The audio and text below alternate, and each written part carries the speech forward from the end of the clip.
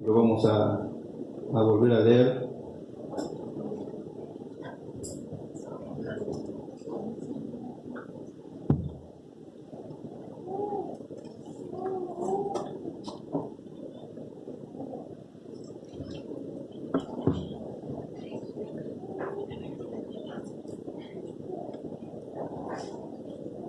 Dice así, lo vamos a leer una vez más, Efesios 1:3. Bendito sea el Dios y Padre de nuestro Señor Jesucristo, que nos bendijo con toda bendición espiritual en los lugares celestiales en Cristo, según nos escogió en Él antes de la fundación del mundo, para que fuésemos santos y sin mancha delante de Él. En amor, habiéndonos predestinado para ser adoptados hijos suyos, por medio de Jesucristo, según el puro afecto de su voluntad, para la alabanza de la gloria de su gracia, con la cual nos hizo aceptos en el amado. Si ustedes recuerdan el espíritu de la carta, el objetivo, el propósito que Pablo tenía al escribirle a Éfeso, y habíamos visto que no solamente va dirigida a Éfeso, sino a todas las iglesias de Asia Menor, era el propósito era que estos hermanos puedan conocer lo que realmente eran en Cristo. Hay una frase de la canción que cantamos recién que me gustó, que dice: yo soy lo que tú dices que soy.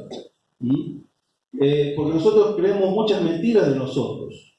A veces como cristianos creemos un montón de cosas que son mentiras y no sabemos lo que realmente somos en Cristo, las riquezas, los recursos que tenemos en Él, y el poder que hay en nosotros para vivir la vida cristiana. Y nos estamos perdiendo un montón de verdades, un montón de ese conocimiento que es un conocimiento transformador, un conocimiento que nos lleva a transformar nuestra vida, a amar más a Dios, a servirle, a obedecerle. Y la idea de esta carta, y por la cual mi deseo fue de compartirla con la congregación, es para que pueda producir en mi vida y en la vida de ustedes el mismo efecto. Que nosotros, a medida que vamos aprendiendo esta carta, podamos crecer en el conocimiento de lo que somos en Cristo, de lo que Cristo hizo por nosotros, de lo que Dios hizo por nosotros, todo lo que tenemos a nuestra disposición, y no vivir vidas cristianas raquíticas, pobres, espiritualmente hablando, vidas donde muchas veces vivimos en el fracaso o en la derrota, cuando tenemos todos los recursos para vivir una vida abundante, como dice, ¿se acuerdan que Jesucristo dice: yo he venido para que tengan vida y la tengan en abundancia, una vida de abundancia, de victoria espiritual? Y muchas veces vivimos en derrota por no conocer quiénes somos en Cristo Jesús. Entonces Pablo empieza hablando de en primer lugar, el primer capítulo del gran plan de salvación que Dios tuvo para nosotros, un plan de salvación que incluye al Padre, al Hijo, al Espíritu, que dice que el Padre nos elige, que el Hijo nos redime, y que el Espíritu Santo, al sellarnos, el Espíritu pasa a ser la garantía de nuestra herencia en los cielos. Así que esta salvación también no solamente incluye al Padre, al Hijo y al Espíritu, sino que está en tres tiempos: en el pasado, donde Dios nos elige; en el presente, donde Cristo nos redime; y el futuro nos habla de la herencia, que la tenemos sellada y es garantía por el sello del Espíritu Santo en nuestras vidas. Así que Pablo se explaya en este primer capítulo, hasta el versículo 14, hablando de este gran plan de salvación para nuestras vidas, ¿no? Y después empezamos a ver un poco versículo por versículo, y fuimos al versículo 3. Y cuando usted lee el versículo 3, el tema central del versículo 3, ¿cuál es? Las bendiciones espirituales en Cristo Jesús. Ese es el gran tema general. Cuando vos lees el versículo 3, dice, bueno, ¿qué dice este? ¿Cuál es el tema de este versículo? Las bendiciones espirituales. Ahora, ¿qué dice acerca de las bendiciones espirituales? Entonces el mismo texto amplía los conceptos, ¿no? Y podemos saber, estuvimos viendo ahí, por ejemplo, en el versículo 3 acerca de las bendiciones espirituales, cuál era el origen, que fue Dios, cuál era el destino, que éramos nosotros, la cantidad, ¿se acuerdan que hablamos de toda bendición espiritual? La esencia, que son bendiciones espirituales, contrarias a las materiales, la ubicación, los lugares celestiales, y el agente, el fundamento, era Cristo de nuestras bendiciones espirituales. Entonces, el versículo 3 habla de las bendiciones espirituales. Y todo ese versículo 3, el resto, son todos complementos explicativos de lo que es lo que eran esas bendiciones. Cuando pasamos al versículo 4, cuando usted lee el versículo 4, nos encontramos con la primera bendición espiritual, que es la elección. Y cuando usted lee el versículo 4, entonces, usted ve que el versículo 4 arranca diciendo, según nos escogió en él. Podríamos decir, ese es el tema de ese versículo. Ese es lo más importante de ese versículo. Esa es la verdad principal. Dios nos eligió. Todo el resto de los versículos, del versículo y los versículos que siguen, son complementos de esa verdad. Y de ahí sacamos un montón de datos acerca de vimos 7 aspectos de la elección. Entonces vimos su autor, que también es Dios el Padre. ¿Se acuerdan que dijimos que no es el Hijo ni es el Espíritu? Es que Dios es el que nos eligió. Vimos lo que significaba que Él nos eligió. El objeto de la elección somos nosotros. El fundamento es en Él, es decir, en Cristo. Vimos que el tiempo que Él nos eligió antes de la fundación del mundo. Y comenzamos a ver, a lo último, el propósito por el cual Dios nos eligió. Y de los 4 propósitos que ustedes tienen ahí en pantalla, vimos solamente los 2 primeros. Vimos que dice que fuimos elegidos para que fuésemos, ¿qué? Santos y sin manchas. Ese es uno de los propósitos. Es decir, que Dios me eligió no para que yo siga viviendo como vivía antes. Eso me da a entender que yo vivo una vida de pecado, una vida apartada, y que cuando Dios me llama, Dios me elige para vivir una vida diferente, una vida nueva, una vida en santidad. Y esa palabra sin mancha es una vida también como una ofrenda a Él, en gratitud por lo que Él hizo por mí. Y también hemos visto que otro propósito es que Él nos eligió para que fuéramos adoptados hijos suyos. Y habíamos visto algo interesante, es decir, que cuando Dios me elige, Él me podría haber elegido para salvarme y para ser santo, y no tenía la obligación de elegirme para ser su hijo. No era necesario. Pero Él quería tener una relación mucho más íntima conmigo y con vos, y Él decidió incluirme en su familia y ser parte de su familia. Y yo puedo decir hoy, yo soy hijo de Dios, porque Él me adoptó. Y Cristo dice que no se avergüenza de llamarnos hermanos, y tenemos todos los privilegios de Cristo como hijo de Dios. Dice que somos herederos del cielo como Cristo. Entonces vimos lo hermoso que es poder disfrutar de esto, de poder asombrarnos, como lo hizo Juan en su primera carta, que dice, mirad cuál amor nos ha dado el Padre, que de llamarnos hijos de Dios. Y es un llamado a asombrarnos, a adorar, a vivir una vida de santidad, en gratitud, porque Él hace cosas que no tenía que por qué hacerlas. Y Él decidió, aunque no era necesario, adoptarme como su hijo. Y quisiera que veamos en esta noche los otros 2 propósitos que encontramos en esos versículos acerca de la elección. Es decir, ¿para qué me eligió Dios? ¿Para qué? Para ser santo y sin mancha, para ser adoptados hijos de Dios. Pero dice el versículo 6, dice, para alabanza de la gloria de su gracia, con la cual nos hizo aceptos en el amado. Es decir, otra razón por la cual Él me salvó es que Él me eligió para su gloria. Y esa frase, ustedes van a ver que se repite en el versículo 12, dice, a fin de que seamos para alabanza de su gloria, y se repite en el versículo 14, dice que es la arra de nuestra herencia hasta la redención de la posesión adquirida para alabanza de su gloria. esta frase se repite 3 veces en 14 versículos, dándole la centralidad y la importancia que tiene este propósito. Dice, fuimos elegidos, fuiste elegido, fui elegido para la gloria de Dios.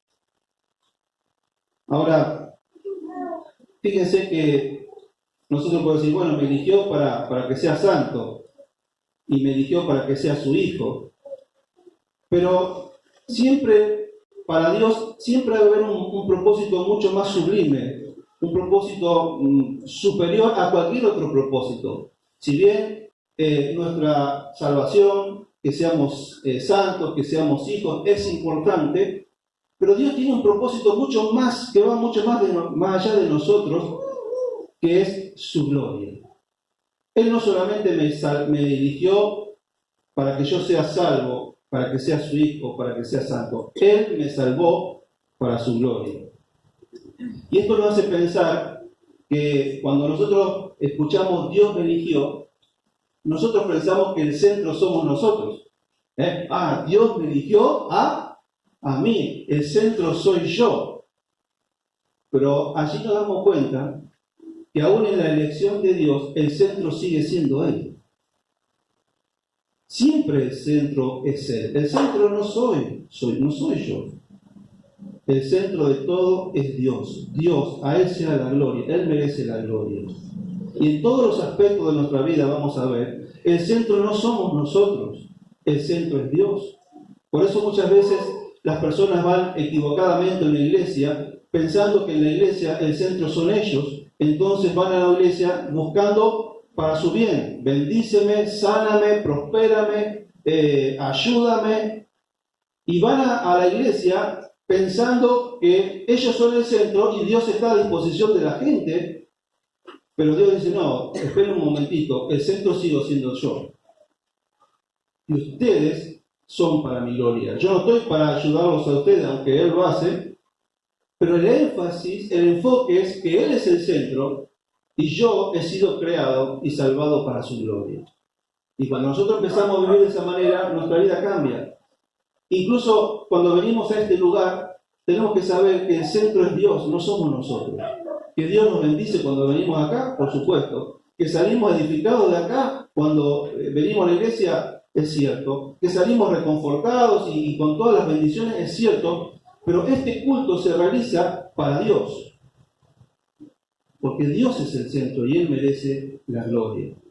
Entonces, en primer lugar, hay un principio eterno muy superior a cualquier otro propósito, y es que todo es para la gloria de Dios. Acompáñenme en Romanos 11:36.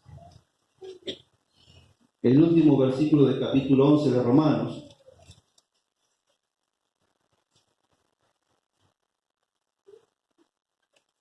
Dice 11:36, porque de Él, y por Él, y para Él, ¿qué? Son todas las cosas. A Él sea la gloria por los siglos de los siglos. Amén. Este principio es un principio eterno que gobierna toda la Escritura, toda la palabra de Dios, toda la eternidad. ¿Cuál es ese principio que está sobre cualquier otro? Es que todo es para la gloria de Dios. Cuando Dios creó el mundo, lo hizo para su gloria. Cuando Cristo murió en la cruz, la redención es para su gloria, sí, después para nuestro beneficio, pero todo es para la gloria de Dios. Fíjense en Isaías, si me acompañan en Isaías, si no yo se los leo, Isaías 43.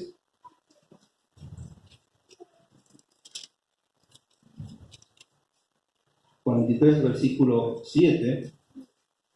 Entonces, cuando nos hacemos la pregunta, ¿por qué la elección es para su gloria? En primer lugar, porque es el principio reinante, es decir, que todo es para su gloria, y la elección también fue para su gloria. En segundo lugar, ¿por qué la elección es para su gloria? Bueno, porque hay un propósito que Dios tiene con su creación. Fíjense que en el versículo 7 del capítulo 43 dice: todos los llamados de mi nombre, para gloria mía, ¿qué pasa? ¿Qué dice? Los he creado. Los formé y los hice. Dice, para gloria mía los he creado. Él dice que todo lo que creó fue para su gloria. El Salmo 19.1, ¿qué dice? Los cielos cuentan o proclaman que la gloria de Dios. El Salmo 103 comienza el salmista diciendo, bendice alma mía a Jehová. Y después termina el capítulo 103 a lo último, y el salmista hace un llamado a los ángeles, hace un llamado a la creación, para que todos bendigan el nombre del Señor, porque Él merece ser adorado y glorificado. Es decir que toda la creación, todos los seres creados del universo, fueron creados y glorificaron siempre a Dios. Todos los seres creados todo del universo, todos siempre, hasta el día de hoy, siguen glorificando a Dios. Los únicos rebeldes, los únicos que no glorificaron a Dios, que no le dieron gloria a Dios, fueron los ángeles caídos, los demonios, que se rebelaron junto con Satanás, y los otros que no le quisimos dar gloria somos nosotros, el hombre caído. El resto de la creación, los ángeles, toda la creación, los animales, las plantas, todo lo que Él creó, el universo completo, da gloria a Dios. Los únicos rebeldes fueron los ángeles caídos y el hombre caído. Ahora, ¿qué pasó? Los ángeles caídos ya tienen su sentencia y van a ser condenados para siempre. Pero ¿qué pasó? Dios, en su misericordia, en su amor, Él decidió elegirnos. ¿Para qué? Para que nosotros recuperemos el propósito eterno de vivir para la gloria de Dios. Saben que cuando Dios te elige, Dios te salva, Dios te redime a través de la cruz de Cristo, a través de la redención, a través de la obra de Cristo en la cruz, nosotros como personas, como hombres, recuperamos el propósito eterno de vivir para la gloria de Dios. Es un propósito que lo hemos perdido. Desde el día que le dimos la espalda a Dios, que decidimos desobedecer a Dios, rompimos con ese propósito y la salvación, la elección me permite recuperar y restaurar ese propósito en mi vida. Y cuando Dios me elige, cuando Dios me llama, cuando Dios me salva, yo puedo comenzar a vivir de acuerdo a ese propósito, para vivir para la gloria de Dios. Pero hay una razón más por la cual la elección es para la gloria de Dios. ¿Saben por qué? Porque toda la obra de salvación la hizo Dios. El hombre no interviene para nada. Nosotros no hicimos nada para que Dios nos llame, para que Dios nos elija. La Biblia dice que Dios mandó a su Hijo morir en la cruz por nosotros. Y la Biblia dice que nosotros, somos pecadores, no hay nada bueno en nosotros, no hay quien busque a Dios y ni siquiera lo podíamos buscar. La Biblia dice que nosotros no podemos buscar a Dios, pero dice la Biblia que Jesucristo vino a buscar y a salvar lo que se había perdido. Sí, todo lo hizo Dios. Nosotros no hicimos nada. No es decir, yo hoy soy salvo porque fui inteligente y me di cuenta cuál era el mejor camino. No. ¿Se acuerdan cuando vimos acerca de la elección? Que cuando yo me convierto pienso que yo lo elegí a Dios, pero cuando estudiamos la doctrina de la elección nos damos cuenta que ella me eligió desde antes de la fundación del mundo. Entonces, esto rompe todo orgullo o toda alabanza que el hombre se podría hacer a sí mismo. Decir, yo soy salvo por mi inteligencia, por mi astucia, o porque yo me di cuenta. Pero la elección le da gloria a Dios porque es algo que solamente lo hace Dios y el hombre no interviene. Miren este hermoso texto, acompáñenme en 1 Corintios capítulo 1.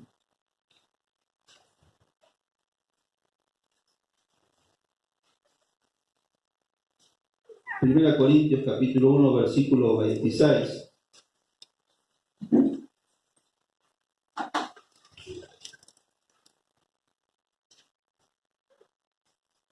Primera Corintios 1:26. Pues mirad, hermanos, vuestra vocación, que no sois muchos sabios según la carne, ni muchos poderosos, ni muchos nobles.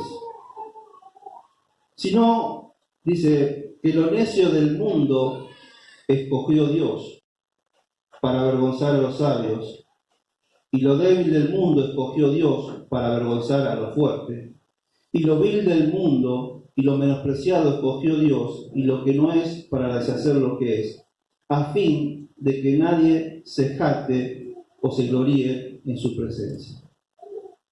Fíjense que este pasaje, qué hermoso, Pablo dice, muchos de ustedes que son escogidos de Dios y que son salvos, dice, ustedes no son, ninguno de ustedes son sabios o nobles o poderosos, es decir, quizás con alto nivel intelectual o alto nivel económico o poderosos. Dice, si ustedes se dan cuenta, Dios escogió lo vil, lo que todos menosprecian, lo que todos dejan de lado, todo lo que para el mundo no sirve. A eso se escogió Dios. ¿Para qué? Para que toda la gloria se la lleve ¿quién? Dios. Porque cualquiera puede decir, bueno, yo me salvé por mi inteligencia, o yo me salvé por mi dinero, o yo me salvé por mi apellido, como sucede en el mundo de hoy. Es decir, ¿por qué te eligen en el mundo de hoy?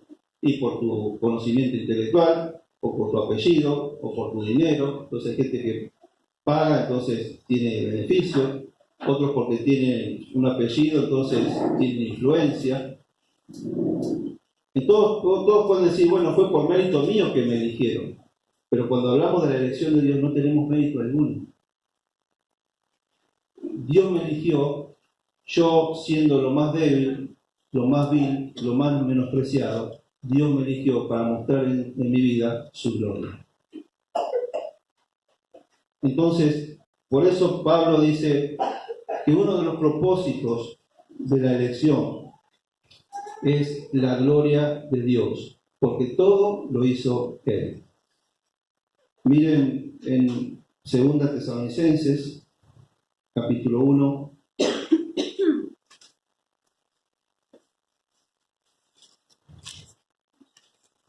versículo 11, 2 Tesalonicenses, capítulo 1, versículo 11.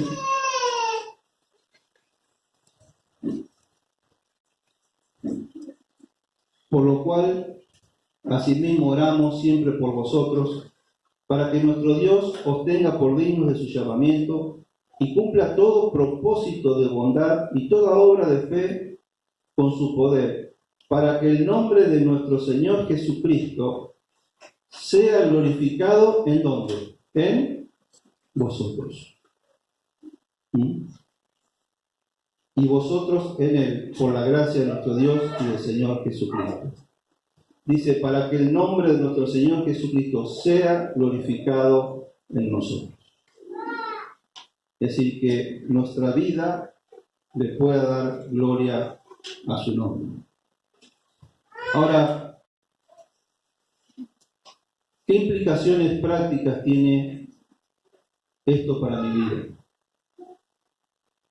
Que Él me haya elegido para su gloria. En 1 Corintios 10, 31, un texto muy conocido, si me quieren acompañar, si no yo se los leo,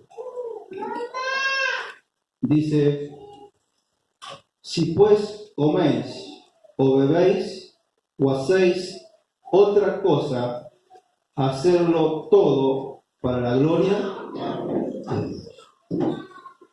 Entonces, que yo sepa en esta noche que Dios me eligió y que esta elección le trae gloria, implica para mi vida que yo tengo que vivir para su gloria. Esta es la razón por la cual yo vivo y existo como criatura y como hijo de Dios. Yo no tengo otra razón en el mundo, otro propósito que no sea vivir para la gloria de Dios. No estoy en este mundo para formar mi familia, para hacer dinero, para prosperar económicamente, para cumplir mis metas y mis sueños. Son todas cosas que quizás suceden y sucederán en mi vida, pero esa no es mi meta, ni mi objetivo, ni mi propósito. Mi objetivo en la vida, mi propósito es que yo viva para su gloria cada día en todo lo que hago. Entonces, cuando este principio, cuando esta verdad satura mi mente y mi corazón, cuando yo realmente cada día me levanto y sé y soy consciente que debo vivir para su gloria, yo tengo que permitir que este principio de vida sature mi mente, mi corazón, que sea una convicción en mi vida, que se haga carne en mi vida. Cuando eso sucede, mi vida cambia, mi vida es transformada. ¿Por qué? Porque cada cosa que haga, lo primero que voy a pensar es si lo que voy a hacer es para la gloria de Dios o no. Entonces, por ejemplo, yo me tengo que preguntar, ¿el vocabulario que hoy tengo da gloria a Dios? ¿Estoy glorificando a Dios con mi vocabulario? Mi forma de vestir da gloria a Dios, y esto especialmente para las mujeres. Muchas veces quieren vivir o vestirse de acuerdo a la moda, y si bien es cierto y es conveniente que lo haga, pero hay modas que muestran parte del cuerpo de la mujer o son provocativos para el hombre. Y esa forma de vestimenta no da gloria a Dios. Entonces, cuando yo me voy a vestir cada mañana que voy a salir a la calle, ¿esta forma de vestir va a dar gloria a Dios o va a ser para provocar al hombre? Cuando yo estoy en mi trabajo, mi manera de trabajar hoy como empleado, ¿estoy dando gloria a Dios? Porque yo no voy al trabajo para quedar bien con el patrón o voy a trabajar para mi patrón. Mi primer patrón es Dios, el que me ve continuamente. Y cuando yo hago algo, aunque mi patrón de acá de la tierra no me ve, el que me está viendo es Dios el Padre, que me eligió para su gloria. Entonces yo el trabajo lo tengo que hacer para la gloria de Dios. La mujer en la casa, bueno, cuando hace las cosas de la casa, la hago para la gloria de Dios, lo estoy haciendo para la gloria de Dios. ¿Mi casa da gloria a Dios?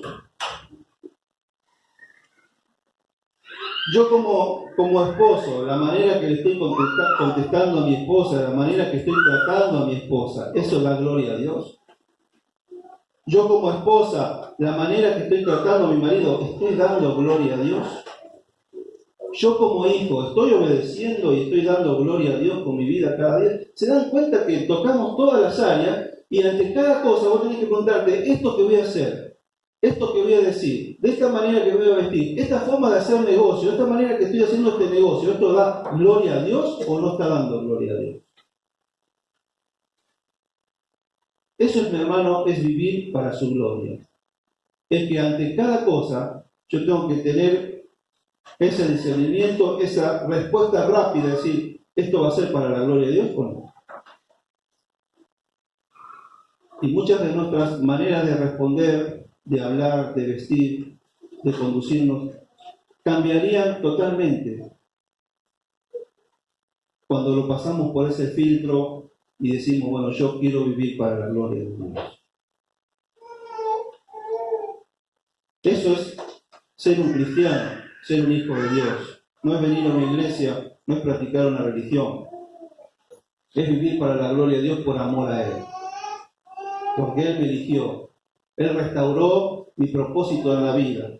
Y hoy como cristiano quiero vivir de acuerdo a ese propósito restaurado. Yo tengo que vivir para su gloria.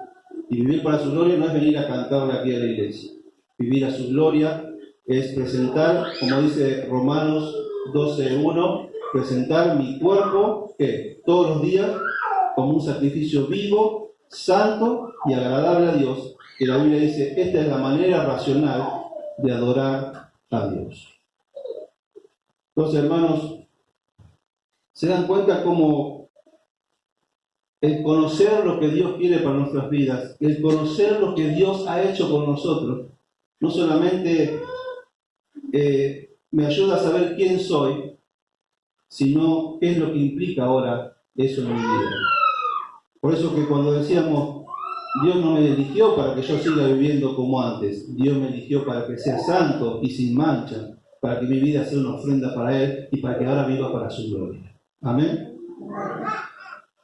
Y quiero terminar con una verdad hermosa. Volvamos a Efesios. que en el texto parecería que pasa desapercibido, pero es otro propósito por el cual Dios nos eligió es para hacernos aceptos, ¿sí? Para aceptarnos. Fíjense que allí en el texto parece que está como así como a lo último. Dice, con la cual nos hizo aceptos en el amado. Muchas veces lo hemos leído y pasa de largo y a veces no entendemos qué significa eso. Pero es podemos decir, la gran doctrina, el gran principio de la aceptación de Dios hacia nuestras vidas. Dice que Él nos aceptó en Cristo. ¿Qué significa esto? ¿Saben cuál era nuestra condición? Vamos a Romanos, capítulo 3.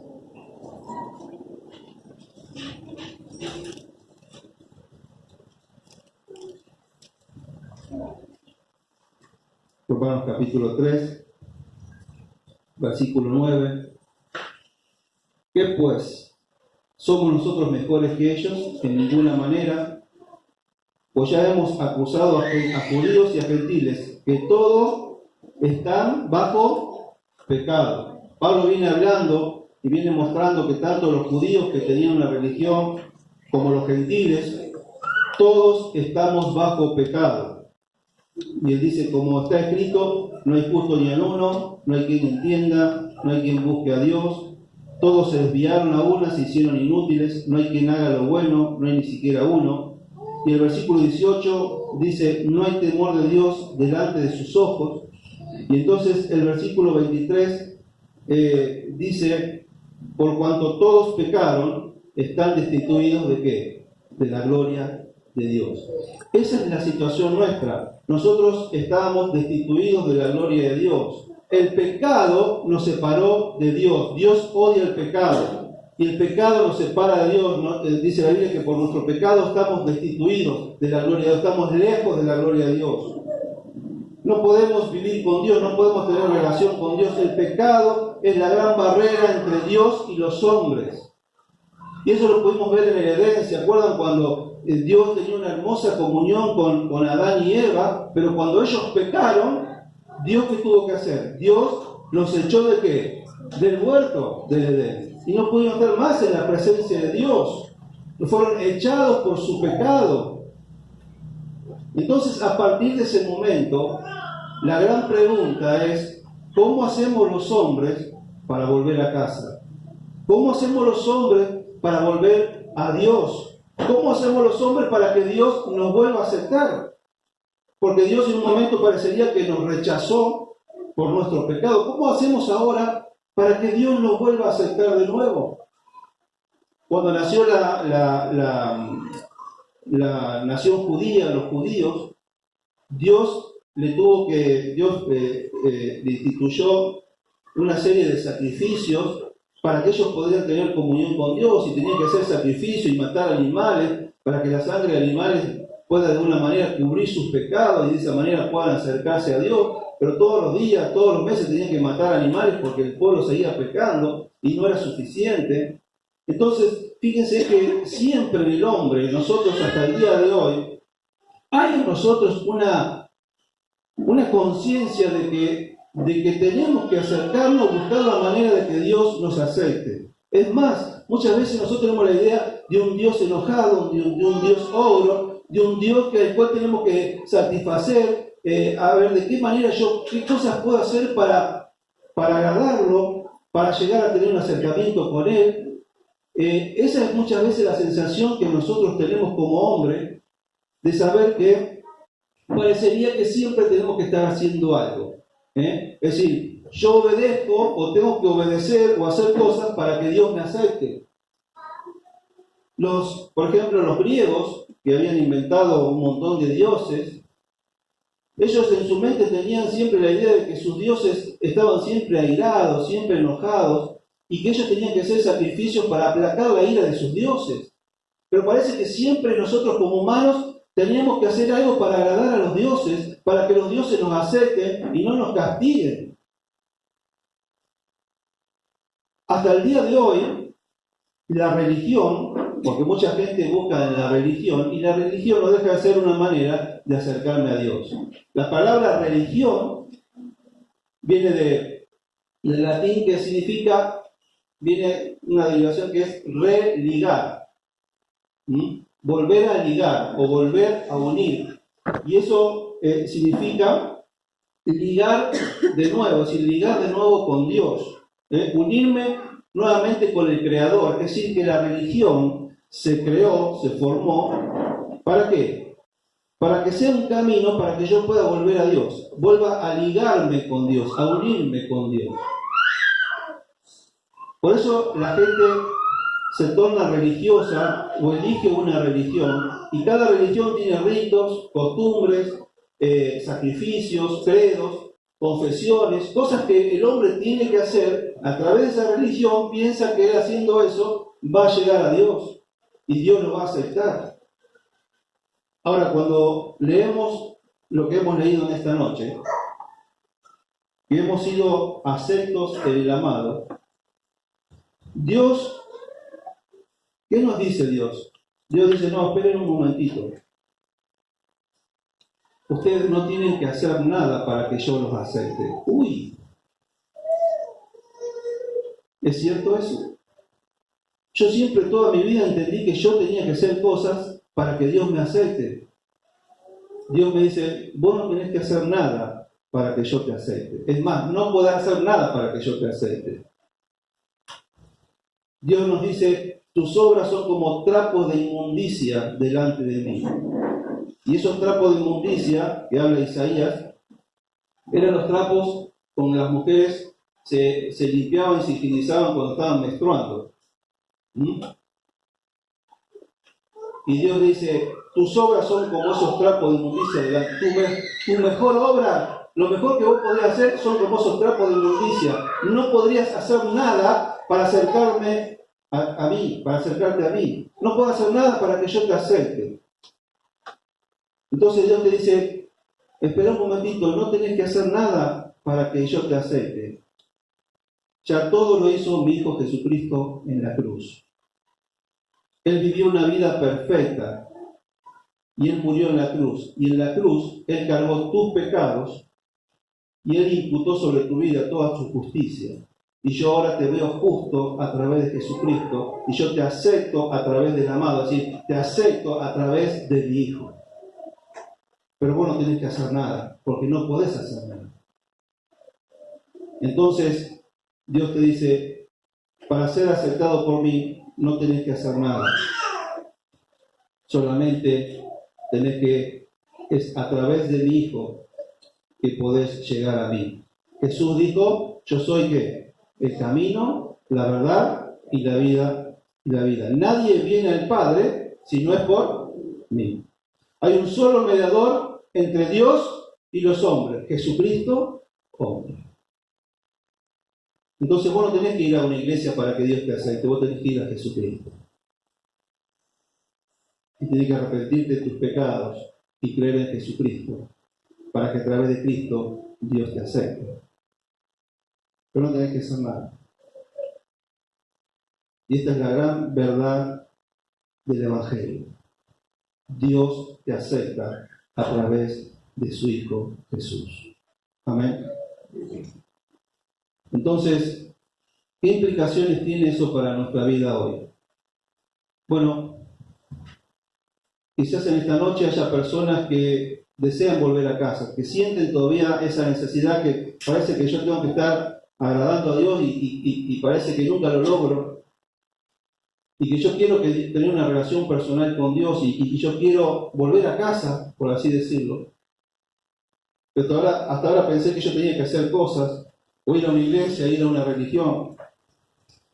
Y yo esta noche te puedo decir que si vos querés volver a Dios en esta noche, y querés reconciliarte con Él, y querés empezar a tener una relación personal con Él, y querés sentirte aceptada y perdonada por Dios, tenés que ir a través de Jesucristo. En esta noche tenés que entregar tu vida a Jesús. Tenés que arrepentirte de tus pecados, tenés que depositar tu fe en Él, empezar a seguir a Jesús, confiar en Jesús. No venir a una iglesia, si bien es parte, pero lo que te salva no es venir a una iglesia, es tener una relación personal con Jesús. Entonces, si esta noche voy a decir, yo quiero volver a casa, yo quiero realmente quiero sentir que estoy siendo aceptado por Dios, la única manera es a través de Cristo. Y para los creyentes, aunque parecería que esta verdad la tenemos asumida, muchas veces en la práctica no es cierto. Dios dice, yo te acepto, y después obedeces. Nosotros creemos que para agradar a Dios, decir yo obedezco y después Dios me acepta. Y Dios te dice, no, yo te acepto y después obedeces. Y cuando vos obedeces porque yo ya te acepté. Obedeces por amor, obedeces por gratitud. Pero no es que yo tengo que obedecer para ser aceptado por Dios. Hermanos, eso nos pasa en la oración. ¿Por qué nos cuesta ir a orar? Y porque ayer pequé y me porté mal ¿y cómo hago para volver a Dios? Porque parecería que si yo vivo una vida bien intachable, puedo ir a orar tranquilo. Entonces yo obedezco y después Dios me acepta. Y no es así, hermanos. La relación que vos disfrutás con Dios es porque Él ya te aceptó. Y vos ahora sí tenés que obedecer, pero lo haces por amor, no para agradar a Dios o para ser aceptado a Dios, por Dios. Hermano, ¿por qué lees la Biblia todos los días? ¿Por qué orás? ¿Por qué te congregás? ¿Por miedo? ¿Para que Dios te acepte? ¿Para que Dios te bendiga? ¿Para que Dios haga algo a tu favor? No. No tenés que... Acá hay personas, puede haber dos tipos de personas sentadas esta noche que hacen exactamente lo mismo, pero con motivaciones totalmente diferentes. Quizás en esta noche todos nosotros leemos la Biblia, oramos, nos congregamos, servimos al Señor. Y todos ustedes hacen lo mismo, pero en el fondo, en el interior, algunos lo hacen motivados por el amor, otros lo hacen motivados por el miedo. Uno dice, no, voy a leer la Biblia hoy, porque si no oro y no leo la Biblia, Dios me va a castigar. O a veces no les pasa que decir, leímos la Biblia, oramos y decimos, ya está, ya cumplí con el Señor. Y no es así. Hacemos eso porque nosotros creemos que obedecemos y después Dios nos acepta. ¿Me siguen? Cuando en realidad ella me aceptó. Yo lo único que tengo que hacer ahora es obedecer. Pero obedezco porque ella me aceptó, lo hago por amor, por gratitud.